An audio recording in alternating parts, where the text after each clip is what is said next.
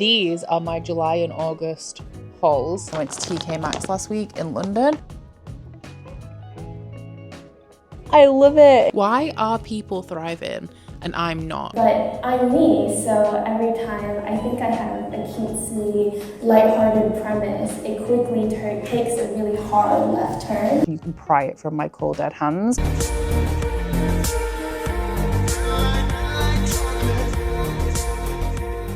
Welcome to the vlog, besties. I have just finished episode 17 of Shelve or Scrap It, which, as you probably know, was a roller coaster. So I am excited to be getting into something that is a little bit more chill. Now, the book that I'm going to be reading for this vlog is actually not too chill in terms of the vibes, but it is exactly what I am in the mood to read right now. And this is actually going to be, I guess, the first installment in a new series on my channel, but it's not going to be a series like Shelve It or Scrap It is, where it has like time limits, rules, like hoops to jump through and all of that kind of stuff. This is more a series just to hold me accountable a little bit, because I am going to be rereading The Shadow of What Was Lost by James Islington, which, if you guys have been here for a couple of months, you may have noticed that I posted a video on my channel that was called Reread and Resume, which was inspired by this book, which is kind of almost one of my Patreon picks. We'll get into that. But essentially, Reread and Resume was 10 series that I have started. I've only read book one, but I never continued. And I enjoyed book one enough that I want to reread it to continue on with the series. And the idea is that once a month, I will make a vlog where I actually read the next installment of whatever series it is that I'm currently in the middle of. And I'll run all of the series back to back to make sure that I'm getting to the things that I actually want to read in a timely manner and not getting swept away by things like Shelve It or Scrap It and everything else that's on my TBR at all moments of the day. So we are starting with the Lycanius trilogy, which, as I said, is kind of a Patreon pick because Rebecca, not me, Rebecca, my patron, who is a sweet, kind soul, thought that she was doing me a favor by putting the second book in this series into the Inner Circle Patreon drawer, which is a little mug full of book recommendations from the top tier of my Patreon, and every month I draw a book from it and I read it. So she put book 2 in the jar, which was The Echo of Things to Come. By the time I pulled that out, though, I needed to reread The Shadow of What Was Lost to be able to continue on with this series, because I read it a couple of years ago, very much enjoyed it, but I don't remember enough to feel confident enough going into the sequel, which is absolutely fine, because if you are a veteran of this channel, you will know that I used to be a really devout rereader. Like, I would reread the entire series to date leading up to a new installment in one of my favorite series. So rereading isn't exactly a chore to me, but it is, of course, a little bit time consuming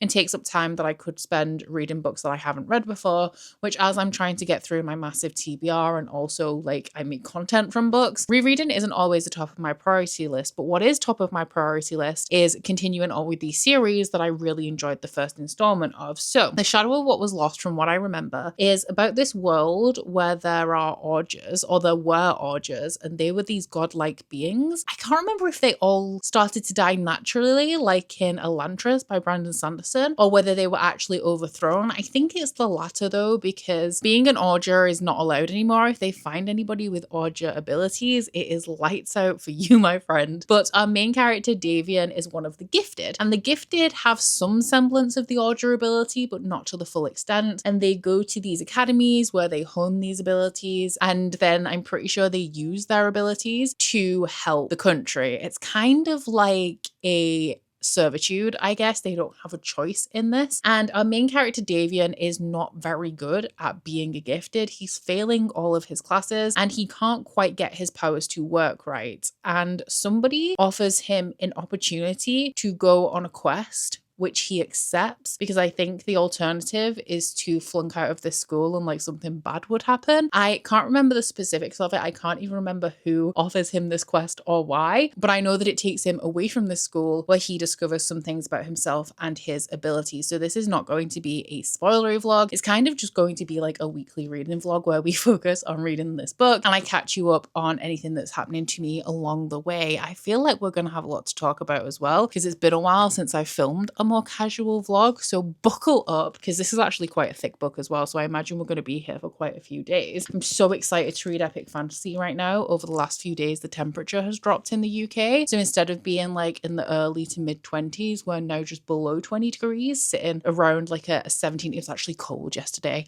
I was cold twice yesterday. Can you imagine? And I'm not one to wish summer away. I don't start with the autumnal stuff in August, because for me, it's not about wishing summer away, although we don't have the hottest weather in the UK. So while summer is here, I like it to be summer. It's more that if I get excited for October now, by the time it gets to October, I'm going to want to be moving on to Christmas. So I'd rather just wait until September to start feeling autumnal and enjoy the seasons at the appropriate times. But autumn is my favorite season. So when the weather starts to turn, I start to get very excited and the epic fantasy comes out.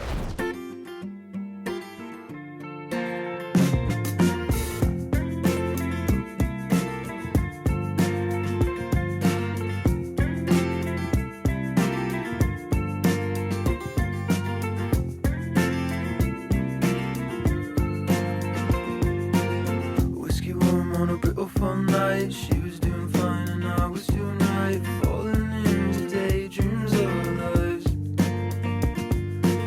I tried my best to hide feelings deep inside, starstruck in those eyes.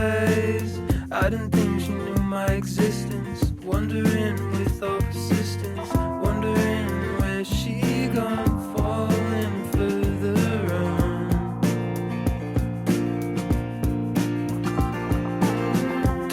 Stay, don't wanna play princess, don't fade, 'cause one day you'll be mine.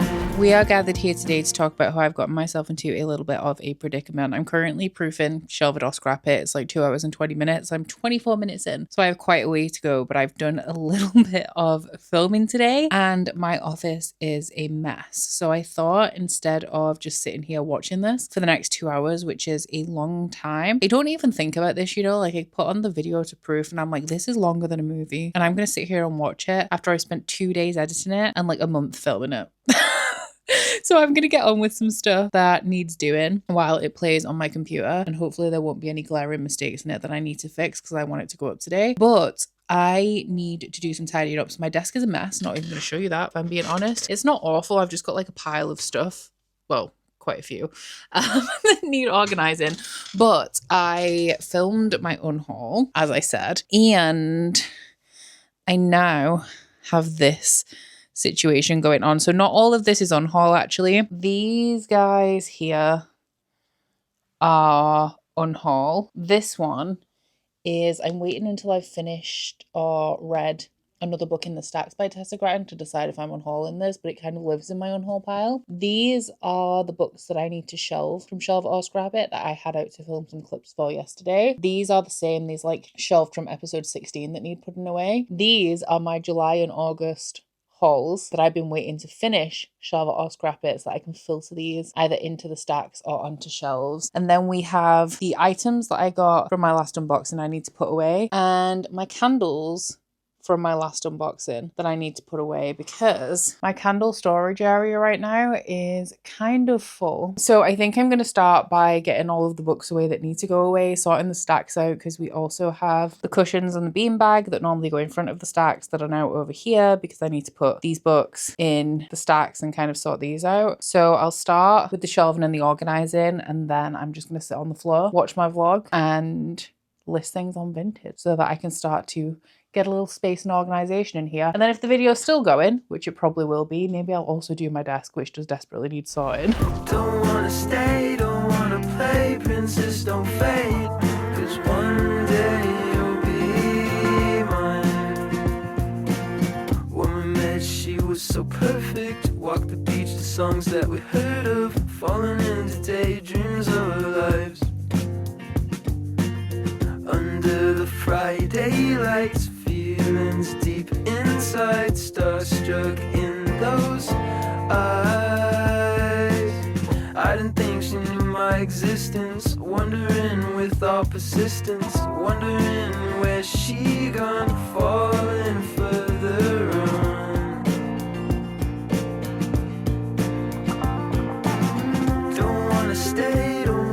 So Shelve It or Scrap It is scheduled finally, and I just need to get a Patreon post up before the end of the day now. But I wanted to give you guys a little bit of a haul before we started to lose the light too much, because we are getting to that time of year. So these arrived in the mail today, and then I also remembered I went to TK Maxx last week in London and picked up a couple of things that are on theme with this that I thought I may as well show you as well. I've left them in the bag because I think I'm going to make a TikTok with them, so I didn't want to kind of put them away and forget to do that. If you guys didn't know as well, I'm on TikTok now. I make short form content, which I never thought I'd be there, guys. I never thought it was for me, but here we are. The world is moving on and you gotta move with it. So if you guys would like to follow me on Instagram and TikTok, because I am obviously making reels as well, then the link is always down in my description box. And as always, I would appreciate your support. TikTok is scary though. I posted something that's kind of doing the rounds on there right now, and the way that things can accelerate so quickly on there is a little bit wild to me. Also the scope of TikTok, because with YouTube, like if you want to access information on YouTube, you have to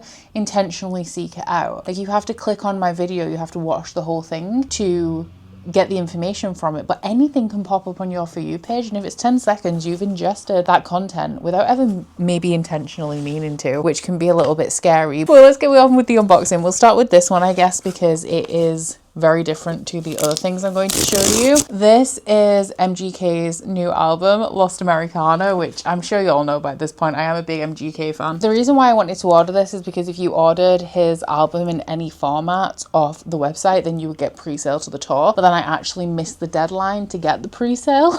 So now I just have the record, which to be fair, I wanted anyway. It's not my favorite album. I prefer the last two, Is It Mainstream Sellout and Tickets to My Downfall. But I do like a lot of the songs on this one. The reason why it's not my favorite is because it does have a little bit of rap on it, and I'm more here obviously for the pop punk stuff. But the cool thing about this one, and the reason I got this one with the alternate album art, is because it has the peppermint the peppermint swirl vinyl. And yes, I did also pre-order one of the Taylor Life of a Showgirl, is that what it's called, Glitterbug vinyls this week. I got the green one because the purple I liked the gold glitter, but the green I prefer as a colour, so that will be arriving in October as well. This is a very small album for £35. It's 35 plus shipping, and it's just like a single, it's not a gatefold. But then the other normal one was that price as well. So the things that I got from TK Maxx, I guess, because they're less exciting for me and I want to hold back my excitement for the thing that came in the mail. But they have obviously their spooky season stuff in now, which there's something in here that I actually haven't even shown you yet, because I picked up some Halloween tea towels. I was tempted to not get them actually, because it feels a little frivolous to have seasonal Halloween tea towels, but you know I am a spooky gal, and my TK Maxx purchases, my household ones, normally just live in the house all year round, because my bedroom's painted black, which I feel like says it all. But they also have some spooky clothing, which I've never noticed before. I normally actually don't go to TK Maxx for clothes because I really don't have the patience to go through all of the racks and then you find something nice and then you can't find it in your size, and it's just a nightmare. But there is a bookstagrammer called Lucy. Her handle is Romancy Reads, and she posted this in her story, and I was like, I gotta go and get it because it is a ghosty cardigan. So I went in looking for this one, only expecting them to have this one, and they actually had like 4 or 5 different styles. So I also, against my better judgment, picked up this one. I'm so obsessed. This one's actually my favorite. The reason why I was a little bit torn about getting it though is because it is obviously a Halloween sweater. Like this one I will wear like all year round, I have no shame, whereas this one is the equivalent of like an ugly Christmas jumper, but it's a ugly Halloween one, so it is a little bit more seasonal. But when October 1st rocks up, you are going to see me in this a lot. This is going to be my TBR cardigan, because you know you got to have the TBR like on theme. That brings us to the parcel that arrived today. So this is from Book Babe Designs. It is a spooky book t-shirt. I've been wanting to order from this store for a while, and me being the big fan of Halloween that I am, it obviously had to be a spooky design. She's just dropped her brand new spooky range, and I actually got the brown t-shirt, which is weird for me, but it was my favorite design. Oh, I love it. It says join us at Bloody Book Club, and it's like a vampire book club t-shirt. I do feel weird about it being brown though, because I have like one t-shirt that's beige, and apart from that, like the neutrals, the browns, the beiges, they're really not my color. And I feel like I have to get some like dark brown leggings, or like, I've got green, I think, so maybe that would work, but then the green's gonna clash with the red. I could get burgundy. I got this one in an XL because I normally have like double XL is for with cycling shorts. XL is normally for with leggings, and obviously with this being seasonally more autumnal, I wanted to go with the legging look. And then like if I'm wearing a t-shirt with jeans and I'm gonna roll it up at the bottom, I normally go for a large. But yeah, that was my little haul. I am very excited. I'm going to try this on now actually, but the weather once again is grey and overcast, so it's definitely still feeling autumnal here. And like I said, most spooky stuff isn't limited for me to Halloween, so this especially I feel is just generally going to get a lot of use. 'Cause one day you'll be mine. Don't wanna stay, don't wanna play, princess, don't fade. 'Cause one day you'll be mine. One day you'll be mine. One day you'll be mine. I know where you are now, but times been changing. I could've acted different. Who knows where we'd be? Good morning. I'm hanging out in my comfies just for an hour or so this Saturday morning, because this afternoon I am going to be heading into York because it is the York stop on RF Kuang's tour this evening, which I'm going to be going to. And you know, I'm not the biggest RF Kuang fan. I really did not like the Poppy War, but I did enjoy Babel. So I thought that this would be a good opportunity to hear her speak about her new book, which is, I would pronounce it Katabasis. I think it's actually supposed to be pronounced like Katabasis, but I also know that she discussed this in one of her recent tour stops and how she doesn't care how people pronounce things, and it actually really annoys her when people make fun of people for the way that they pronounce things. But yeah, I would pronounce it as Katabasis, which is a book that I'm going to be getting in an August subscription box, and I'm actually a little bit more enthusiastic about reading it, having actually read and enjoyed Babel last year, whereas previously after the Poppy War, like R.F. Kuang was not somebody who was #1 on my TBR, so it was a little bit of a surprise actually, because I didn't expect to like Babel, and it ended up being one of my best books of the year. It was a 4-star, it wasn't a perfect 5, but I still think about it quite frequently. Anyway, in terms of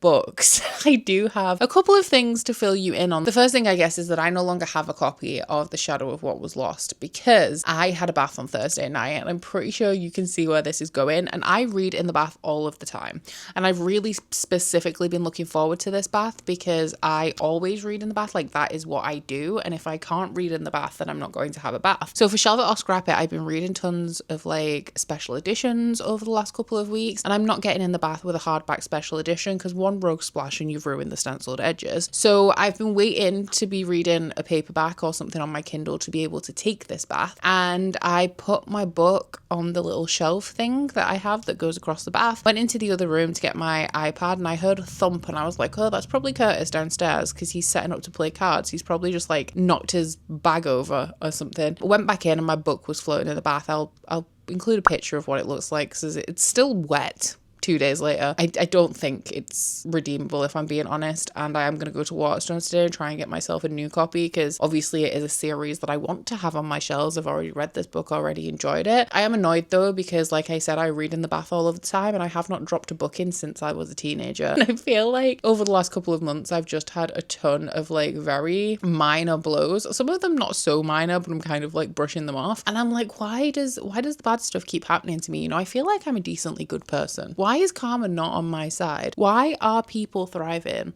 and I'm not? It's not fair. So anyway, in terms of the book itself, I actually haven't been reading much. Fridays for me, I know a lot of people are a little bit more chill on a Friday, and that's always how I want to be. Like, oh, let's do a half day on a Friday because we don't have much left to do. It's the complete opposite for me. I am like hustling on a Friday to get as much done as possible so that I do not have to work on the weekend, which is what I did yesterday. And then I also often play Fortnite with my friends in the evening. So not much reading was done, and I think I'm about 15% of the way into The Shadow of What Was Lost, which is essentially 100 pages. I am enjoying enjoying it though, and I'm actually enjoying reading it quite slowly. I don't even know why I enjoy reading things slowly sometimes, because it's not like a book that you have to take slowly. Like, it's a big world, there's a lot going on, but the writing style is actually very simplistic, very digestible. But I'm just enjoying reading like 20-30 page sections and putting it down and then coming back to it like hours later or maybe the day after. But it is taking me completely by surprise. It's great. It's almost like I've never read this book before. I opened the prologue, which is one of those styles of prologue, you know, that doesn't make sense until you've actually read the book. But I've already read the book and I was like, damn, I have no idea what any of this means. Some of the things are coming back to me though, so I'm going to be a little bit overly cautious in my more detailed synopsis because I can't remember what is a spoiler, because some things I think I remember, and because I remember them, they're seeming very obvious to me when I'm seeing the clues laid down in the early chapters of The Shadow of What Was Lost, but I don't know whether it's obvious to everyone, whether it was obvious to me the first time around, or whether it's just because hindsight is 2020. But essentially, we are following this boy called Davian, who is a gifted. He goes to this gifted academy, and they are essentially slaves. They are allowed to live, unlike the Augurs, but they have to go to this academy, and if they do not pass the tests that they have to, then they have their magic like drained from them and they become a shadow. If they leave the academy, they have to have a shackle on them that stops them from using their magic. And our main character Davian actually doesn't have any abilities. He cannot harness his abilities the way that the rest of his classmates can, and he finds out very early into this book that they are moving this testing process forward 3 weeks, and he's now panicking because he has no ability to speak of, and he is going to be turned into a shadow. However, one day this man approaches him with this artifact, and he tells him that he would like him to take this artifact north because there is a wall there that was built originally during a war to protect the world from monsters. So all of the monsters are trapped behind this wall, and there's a big bad guy behind it as well, which this book is often compared a lot to Wheel of Time. And when I read it the first time, I think I'd maybe read 1 or 2 Wheel of Time books. Maybe I hadn't even started, but I'm glad that I can read this now and kind of see the comparison to Wheel of Time, because this wall that he's going to see is kind of like Shadolagoth. Is that Shadolagoth? That's right, isn't it? Which is where the big bad guy is trapped in Wheel of Time. And essentially he's been given this quest to take this artifact to the wall to reinforce it or something, because the monsters are starting to break through and the wall is starting to break down. So he goes, and his best friend goes along with him because he's like, dude, I'm not leaving you to go on your own. We're doing this together. And they set off on this mission. Now, an important thing that I thought was a spoiler, but isn't because it happens in like the first 70 pages, is that Davian is actually an Augur, and that is why his abilities don't work, like why he can't access power like the gifted, because the difference between the Augurs and the gifted is that the gifted's abilities are physical and the Augur's abilities are mental. So people didn't like that, obviously, that the Augurs could control them, like through mind control, could read their mind, could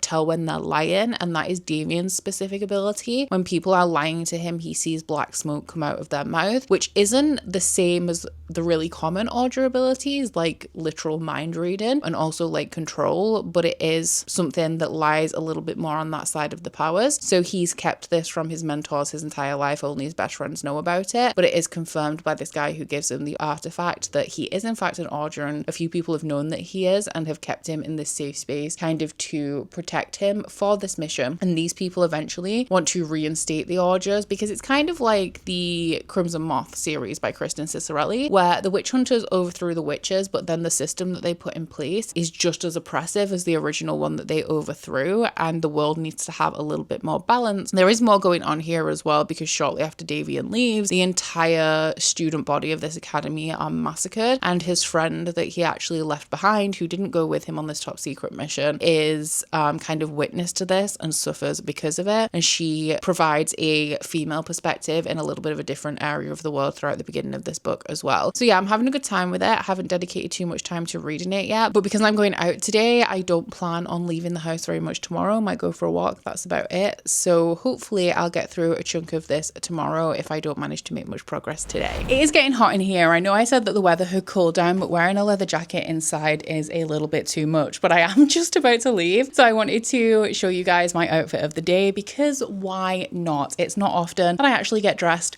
and go outside these days. So because the weather has dropped a little bit, I've got my jeans out. These ones, I don't even know how much you can see of them. Hello. These are from Abercrombie. I actually got them on Vinted though for £25, which is an absolute steal, because Abercrombie are my favorite jeans because they do the curve love fit, which means that the waist is a couple of inches smaller than the hip. For those of you with a little bit of a smaller waist to hip or larger waist to hip ratio, like I have, I guess. I am wearing the Bloody Book Club t-shirt. I am obsessed. I love it. Like I said, brown, not usually my color, but I do feel like it's working really, really well for me. And then the jacket, I'm sweating, so I don't know if we're going to be able to keep this on, but I did want to take something with me just in case, because it is grey and overcast out there. This one is from All Saints. It was an investment piece that I got last year because every girl needs a leather jacket. Let me tell you, this is a staple wardrobe piece, especially for me. I love a leather jacket, so it had to be done. I am going to put my Doc sandals on with this as well because I feel like it's the best thing to go with the jeans, and hopefully that'll provide a little bit of ventilation if it does end up to be a little bit warmer than I anticipated. But I gotta go because I've kept Curtis waiting long enough. I was supposed to be going to this event with my friend, but he messaged me this morning and said he's not very well, so I've pulled Curtis in to come with me instead, which is standard. The boy's a trooper. One day you'll be mine. I know where you are now, but times been changing me. I could've acted different. Who knows where we'd be, or even if I cared, or even if I cared, just cared about it, or even if I cared, just cared about it, or even if I cared, just cared about it, or even if I cared, just cared about it, or even if I cared, just cared about it. And everybody around me was joking that doing a PhD is like being in hell, so I thought, wouldn't it be fun to do this cute little satire where two PhD students literally go to hell, and then you can think about punishments in hell as commentary for the nonsense things that happen in academia. But I'm me, so every time I think I have a cutesy, lighthearted premise, it quickly takes a really hard left turn into stuff that's really dark and traumatic.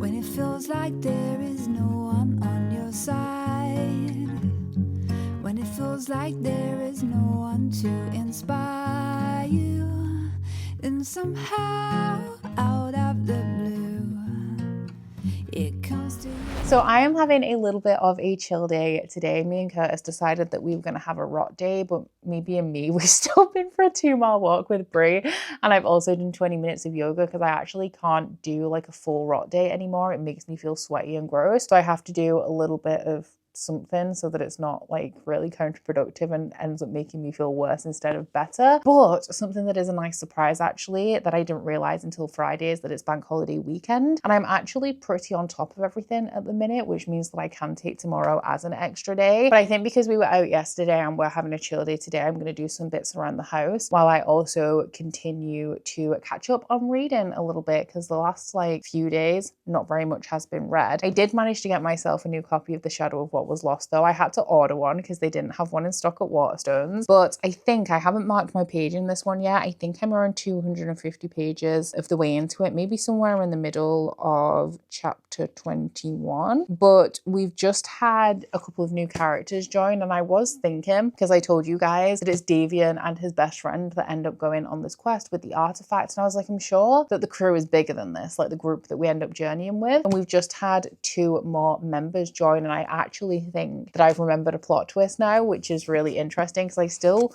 don't remember. I have like vague feelings and snapshots of this book, but I don't really remember much about it at all. But I'm interested to see how the rest of the book plays out now that I think that I have remembered that plot twist, because obviously like hindsight 2020. But yeah, so far so good with it being adult epic fantasy. It's pretty slow paced. There's a lot of journeying in this book, so not a lot has happened. Definitely different though to The Will of the Many. Like The Will of the Many is instantly gripping, or at least it was to me. Whereas this is a lot less complex in terms of the writing and the atmosphere, I feel. So while I'm enjoying it, it's not as absorbent as The Will of the Many is. Definitely reads like more of a debut. The real reason why I'm here to talk to you guys right now, though, is because I wanted to talk about yesterday. So the Hour of Kuang event, I really enjoyed hearing her speak. I am open to reading more from her. Definitely going to be reading Katabasis, but I'm not so eager that I want to run out and buy every release that she's written. And I know that she comes from a background of academia. She's doing like her second or third PhD or something at the minute, and she's not even 30. So she's a very intelligent woman, and hearing her speak was just so interesting. Like the level of depth and thought she gives to every question, like every answer to every question, was really interesting to hear. And I'm a lot more excited about reading Katabasis as well, because something that I do really like and that I loved about Babel is that it's a meaningful book. Like there's a lot of meaning there, a lot of critique on society, on colonialism, racism, the lasting effects of the British Empire, the way that systemic racism still very much exists in modern society, especially in like prestigious institutions like Oxford. And all of that is laced throughout the book, but then it is also like a fantasy book with an interesting plot and compelling characters as well. And I think the way that she can weave the two is really intricate and clever. That being said, like one of my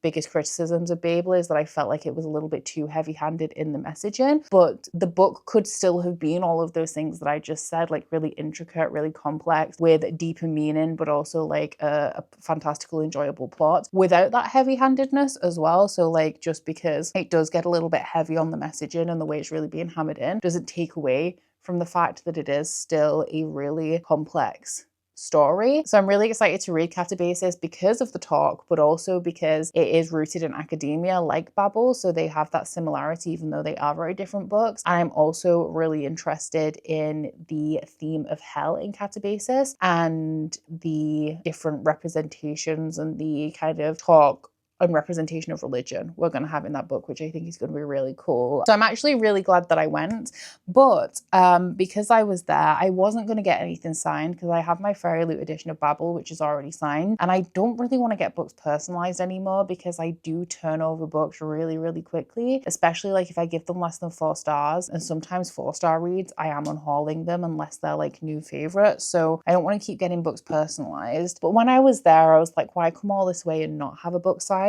So I did pick up a copy of Yellowface, and I did just get it straight up signed and not personalized because I know that this is once again a very different story from all of the other things that R.F. Kuang has written, but also because of that, because I don't know whether you'd class it as like a literary or a thriller. I think it's satirical as well. So I don't know exactly what genre it fits into, but I'm pretty sure it isn't fantasy. So I don't know how much I'm going to enjoy it. And I've also heard that the audiobook of this is really good, so I think I'll probably listen to the audiobook and have the physical one as a reference. I just kind of wanted to commemorate the event, and if I don't like it, then I guess we'll unhaul it. But this does mean I've hauled another book. I think I'm on like 9 or 10 this month, which is not ideal. I know at this point in the year as well, where we're transitioning into autumn, I'm getting really excited to read more books like dark academia, things that have like a thriller aspect, horror, deeply atmospheric books. And so it's making me want to buy books because I know certain books that I don't own that have those themes that I really want. And I do think that in general, this is maybe not like the best autumnal read. I don't know. All I know is that it's about a woman who steals her deceased friend's manuscript and publishes it in her name. And I've heard that it's quite funny and a lot of people really like it. But speaking of autumn and autumnal things, I struggle not to buy things in this season. It is the only time where I feel like I really given the urge to spend it. A lot of the time I look at stuff in shops and I'm like, I don't need this. It's fine. I can live without it. In autumn though, I just love everything. So you did of course see that I picked up the Buffy the Vampire Slayer pajamas from Primark. I don't even shop at Primark anymore because one of 3 things is going to happen to these. The elastic is going to perish, or it's going to twist and get all snagged up around my waist and have like an uneven hem that you can never unroll, or the print is going to wash off. Those are the only 3 options for Primark, and one of those 3 will inevitably happen. I've had a lot of Primark pajamas. I know how it goes, but I am a sucker for Buffy the Vampire Slayer merch, and you can pry it from my cold dead hands. So these were non-negotiable. Also, top tip, don't know if you guys knew this, you can't really order on, I don't think you can order on the Primark website at all, but what you can do is if you're looking for something specific, like I was with these, you can find it on the website and then search your local store to see if they're in stock. And that is how I found that I had to detour a little bit to the bigger Primark outside of York to get my hands on these ones. And then I also went into the Body Shop and I got some of their Sugar Pumpkin range. There is so much autumnal stuff that I've hauled in this vlog, I've just kind of realized. But I picked up because they had the body mist, which I actually spoke to my friend after I bought this, and she said she found that the body sprays don't last at the Body Shop. So we'll see. It smells really nice though, so I hope it does. And then I also got the hand cream because I am a massive fan of Body Shop hand cream. They also have a body scrub and also a body butter and I think a shower gel as well. But I have a backlog of shower gel because I keep buying nice stuff and not using it, so I didn't need that. And I know I won't really use the body butter because I'm a Palmer's cocoa butter dispenser kind of girl for my moisturizer, but I had to pick up these and they smell so good. It's like a very vanilla-y, obviously it's sugar pumpkin, like a very sweet, warm pumpkin kind of fragrance. So more things to add to the fall haul. I'm not even mad about it. It's the only season that makes me happy. Like everything that is produced in the season makes me so happy. Winter, we're getting into Christmas. You can't wear a Christmas jumper in March. You look like an idiot, but you can wear a cardigan with ghosts on in March, and maybe you're just a goth. You know, for spring, everything's florals, not really about it, and pastels as well. I mean, I am wearing pink right now, but generally speaking, not really for me. And then summer, everything's just like really small and flimsy. But we get into autumn, we get knitwear, we get cardigans, we get cord, we get pumpkins, vanilla, cinnamon. Like, what is there not to love? How am I supposed to control myself in this environment? You tell me. Yeah, you. Like a couple trying to have a child. They've been trying for years, that's all they dream of. Then somehow, out of the blue, it comes through.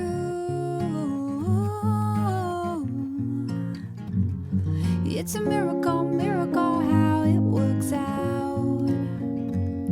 It's a miracle, miracle how it comes round. So I finally got around to hanging some of the art that I got from San Diego Comic-Con last year.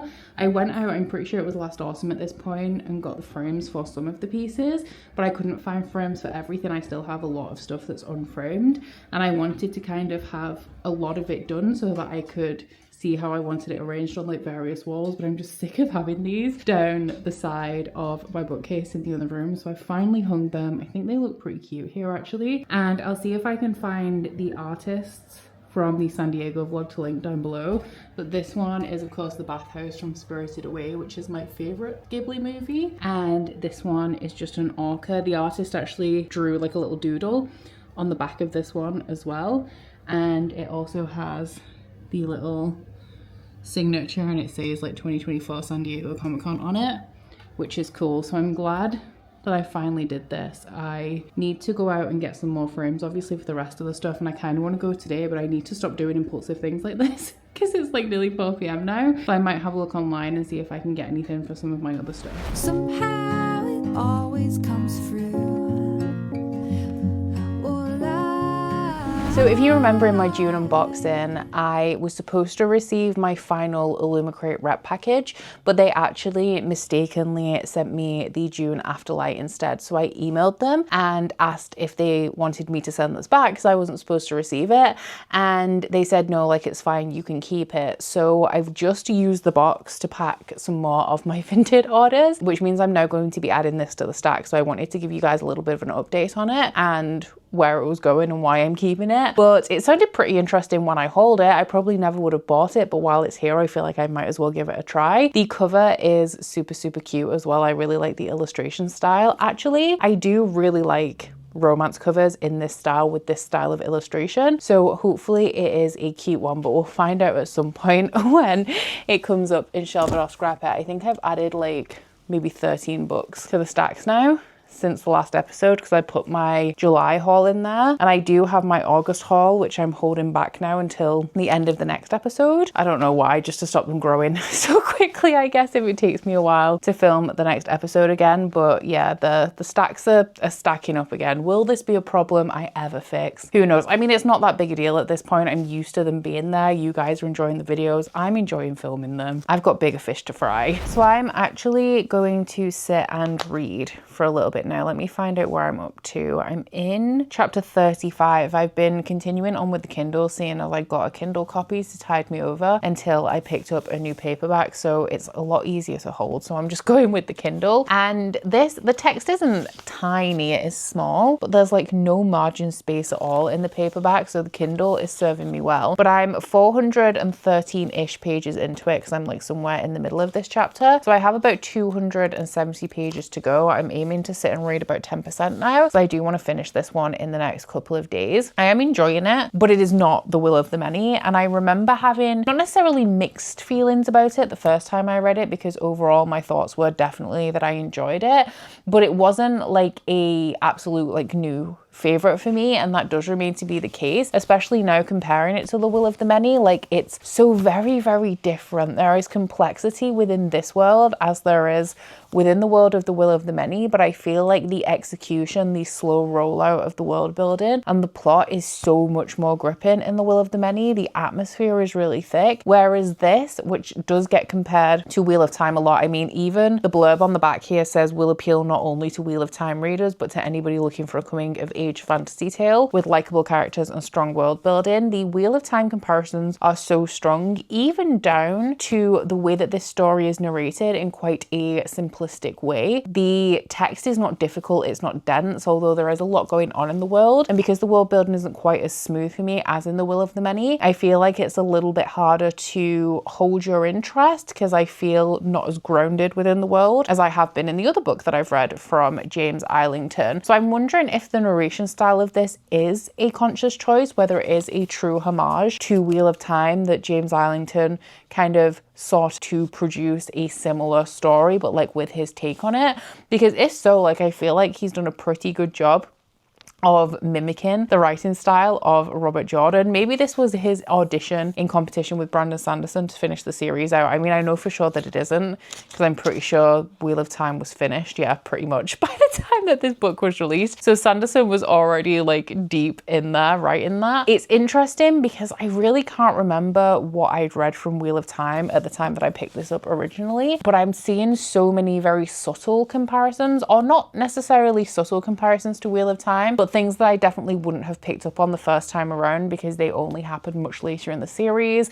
There is a race of lizard-like people in here that kind of come out of nowhere, and actually I was quite annoyed when that came up in this book because it reminded me that they pretty much amount to nothing in Wheel of Time. Like, they're a very, very interesting part of the series for a very short amount of time, and while they do still exist out somewhere in the world, you don't really come into close contact with them again. But the way that we encounter those people in here, in the setting that we encounter them in, and the role that that place plays in the plot reminded me a lot of a very specific part of the Wheel of Time series. Honestly, that series is a blur and I couldn't even tell you at what point we hit that mark in Wheel of Time. I want to say somewhere between books 5 and 10, which obviously I know is quite a big stretch of time. Maybe it was somewhere in the slump, but it's where you get a little bit of sci-fi in the Wheel of Time series in amongst all of the like epic fantasy. So it's fun to kind of pick out those elements of it, but I also feel like that is contributing to me enjoying this slightly less because it is reminding me of Wheel of Time, and Wheel of Time was such a drag to me. I remember James Islington has always been compared to Brandon Sanderson, and I think that that is true of this book, but also of The Will of the Many. I definitely see the parallels, especially with Will of the Many, actually, with the complexity of the world and the plot, and also the plot twists. And from what I can remember, what sets this apart from Wheel of Time for me is that the end of it is quite twisty and really like ramps up the pace. So I know at this point, I think in the book is where I started to become a little bit more weary the first time around, because we have a lot of dream things in here. Like the Augurs traditionally predict the future, and they do that through dreams, and everything that an Augur dreams tends to come to pass. So we have some of those dream prophecies throughout here. We also have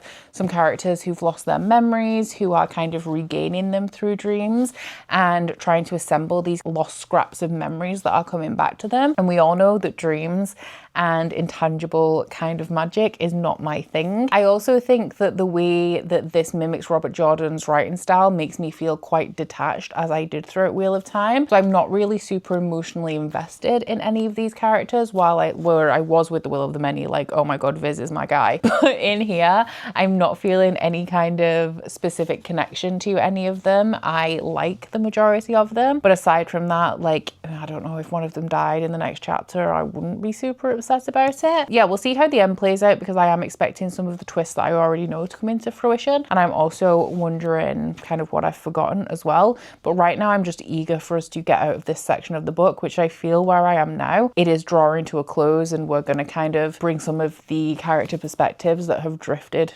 together again. It comes to you.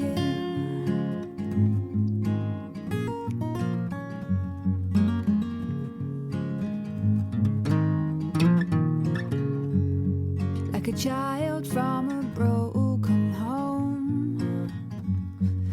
So I've got about 10% of this book left now. I'm on page 634 of, I think, 693. So I have just under 60 pages left, and we are in the thick of the action at this point. I think that not necessarily my issue with this book, because I am enjoying it, but I do think it is a book of 3 parts. We have the first part where we're getting to know our characters, we're getting to know the world and the core group that we're going to be following. And in the middle, like, we're really centering around the specific location, which is a city, and that's where everything becomes a little bit fractured. Some people drift off and go their own separate ways, and it's also where we start to get the dream sequences, the flashbacks and all that kind of stuff. And I do think the middle of this book is where I do start to get lost a little bit before we get to the third part, where everything kind of comes together and builds up to the crescendo that the book has obviously been working towards. So I think what happened with me the first time around, and the reason why I don't remember a ton about this, is that it did start to lose me a little bit in the middle, and I couldn't fully like regain the interest to remember the fine details when it got to the third part. So it's really interesting actually reading this now, having refreshed my memory, and reading this like final bit where we're deep in the action with the knowledge of having read like the rest of the book twice. I do think that the center of the book is definitely a little bit of a dip, and I do know people who've DNF'd it like repeatedly at this point, and I do understand why, because it does take a little bit of a turn. It's still very slow paced, but I feel like without the very easily digestible learning curve that we're on through at the beginning, and it does contain some of those elements that if people are like me, don't like dream sequences and that kind of vibe, then it is going to put you off a little bit. And I feel like the world building kind of opens quite rapidly when we start to mess with time a little bit in here. And something that James Islington seemingly likes to do is mix a little bit of sci-fi into his fantasy, which once again actually is something that we saw in Wheel of Time, once again specifically related to those lizard people that I was talking about. So maybe there's a theme here, but I do think that if we were to compare both of James Islington's like books or series to other notable series, we would compare The Shadow of What Was Lost to Wheel of Time, obviously, and The Will of the Many often gets compared to Red Rising. They're very different books, and they're very, very different vibes, and I feel like it shows. It's very interesting as well for me reading the narration style of this after having read The Will of the Many, and just how very, very different it is in narration, which, like I said, leads me to believe that this is maybe a conscious choice for this series with its heavy Wheel of Time inspirations. But I'm interested to see where James Islington goes in the future in that regard, whether he kind of settles on a narration style and there's like a pattern to his work where it's very easily identifiable, or whether he kind of keeps jumping to these very different kind of vibes and niches of the fantasy genre. But yeah, so far so good. I'm excited to see how it wraps up, knowing what I know and having read this before.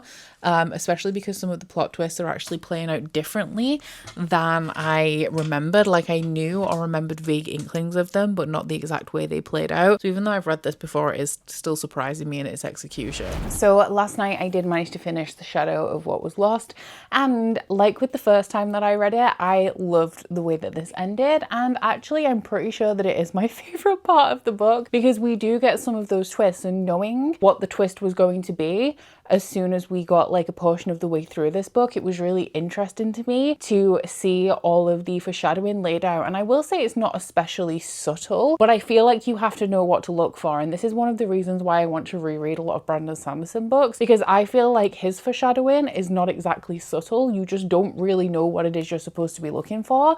And until you get that plot reveal, you miss all of the clues that kind of led up to it. And then once the reveal has happened, like, it all kind of makes sense. And I feel like that is very much what we have going on here. I feel like the way that the world building is done does lead to a little bit of confusion throughout this book, because we have all of these characters that aren't especially relevant to what is happening right now that are name dropped throughout the book. So there's this big bad guy, right, that's hiding behind the wall. He's locked behind the wall, and Davian is given this quest to take this artifact to the wall to keep that guy locked up. So he is relevant to the story in that regard, but in the present events unfolding throughout the book, especially as the plot starts to change a little bit as we move through this one, he doesn't remain especially relevant to what's going on in the moment. And so when we're getting little bits of information about him, about the people that he associated with, about people who are relevant to the history of this world, to a legend that has pretty much been forgotten. Like with Wheel of Time, this does focus on this ongoing battle that's been going on for thousands of years, but the main characters in present day aren't really aware of it, especially because they have gone through the overturning of their, I guess, governmental system. They don't have the Augurs anymore, and the main reason that the Augurs were actually overthrown is because their predictions became unreliable. So for the longest time, anything that an Augur predicted would come true, and the more Augurs dreamed and prophesied the same things, the more important that event was going to be. But for some reason, all of a sudden, the Augurs' prophecies were no longer coming true. Like, the events that they foretold were no longer coming to pass, and so the people became less loyal. They started losing faith, and the Augurs then became more desperate, trying to keep control of their people, which resulted in them misleading people, going to more drastic measures to hide the fact that their predictions were no longer coming true, which eventually led to them being overturned. But because of this, there was so much knowledge that was lost when the new governmental system came in. They eradicated all of the knowledge of the Augurs, they hid away all of the journals that had the predictions in, and so a lot of knowledge was lost. And when we're following young characters like Davian, who was born just after all of the Augurs were killed, you don't really have any knowledge of the world before, because anything that was common knowledge is hush hush now that we don't follow this religion and we don't worship the Augurs. So it's a little bit difficult to keep track of all of these little parts that are going on around the main narrative when they don't feel especially relevant to what's unfolding, because they're outside of the main character's kind of knowledge. And we do have some of those older, wiser characters in here that are carrying that knowledge and kind of know what's going on and what they're doing a little bit more, while our younger main characters are in the dark. So I feel like that is where this story loses me a little bit, because it's harder for me to be invested in this stuff that feels very disconnected from a lot of what's going on, and we're only getting in bits and pieces. And actually, interestingly, I have knocked this book